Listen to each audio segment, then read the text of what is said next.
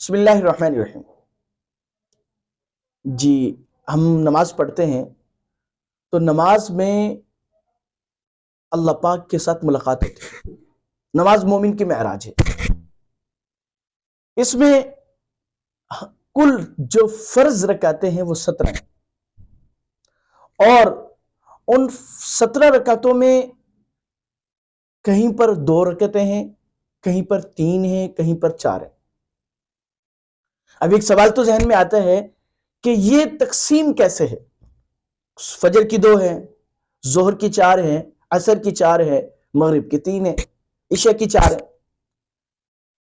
تو علماء اس بارے میں لکھتے ہیں، اور بڑا ایک عجیب نکتہ لکھا ہے، وہ آپ کے سامنے جو ہے عرض کرنا چاہوں گا کہ اللہ پاک نے فرشتوں کی صفات قرآن کریم میں بیان کی کہ اولی اجنحۃ مثنی و ثلاث و رباع، کہ فرشتے پروں والے ہیں، کچھ کے 2 پر ہیں، کچھ کے 3 ہیں، کچھ کے 4 ہیں، اور وہ ان پروں کے ذریعے سے اللہ پاک کی بارگاہ عالی میں حاضر ہوتے ہیں، بارگاہ شرف جو ہے اللہ تعالیٰ کے ہاں قرب کا شرف حاصل کرتے ہیں۔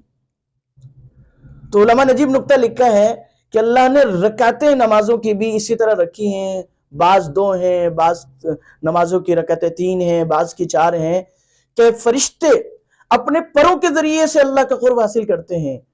تو مسلمان نماز 2 رکعت نماز پڑھ کے، 3 رکعت نماز پڑھ کے، 4 رکعت نماز پڑھ کے، ان رکعتوں کی برکت سے جیسے گویا کہ یہ نمازوں کی رکعتیں پروں کا کام دیتی ہیں، جیسے فرشتے اپنے پروں کے ذریعے سے اللہ کا قرب حاصل کرتے ہیں، تو مسلمان ان رکعتوں کو پڑھ کر اللہ کا قرب حاصل کرتا ہے۔ کہ کبھی 2 رکعتیں پڑھ رہا ہے تو ان فرشتوں کے مشابہ ہے جن کے 2 پر ہیں، 3 رکعتیں پڑھ رہا ہے تو ان فرشتوں کے مشابہ ہے کہ جن کے 3 پر ہیں، اور 4 رکعتیں پڑھ رہا ہے تو ان فرشتوں کے مشابہ ہے جن کے 4 پر ہیں۔